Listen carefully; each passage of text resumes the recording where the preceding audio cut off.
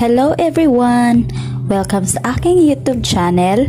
For today's video, ituturo ko po sa inyo ngayon kung paano i-transfer ang balance mo sa Shopee Pay papunta sa bangko, step by step. Kung interesado kayo sa video ito, panoorin mo ito hanggang sa dulo. Guys, please subscribe to my YouTube channel and click the notification bell for more updates.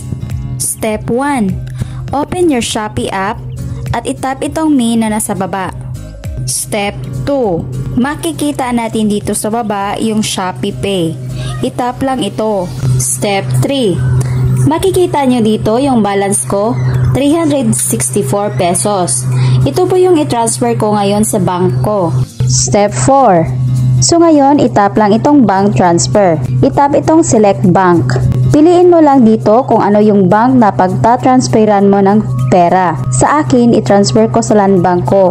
So hanapin natin at scroll lang pababa. Ayan, itap lang itong land bank or OF bank. Dito naman sa account number, ilagay nyo dito yung 10-digit number ninyo sa land bank. Nasa baba po ng pangalan ang number guys, hindi itong number sa card. Dito sa full name, ilagay nyo dito kung ano yung pangalan na nakalagay sa inyong bank account. For example, Pretty B Angeles. Dapat nakasave ang bank account nito.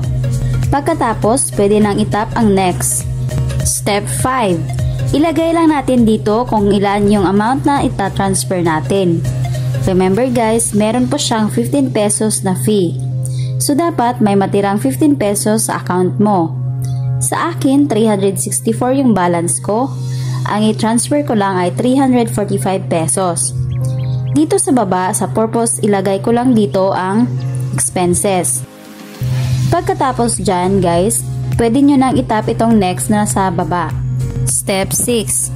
So dito, i-review mo lang kung tama na lahat.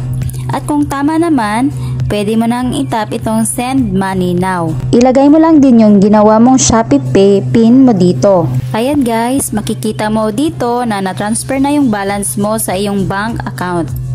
Itap lang itong okay.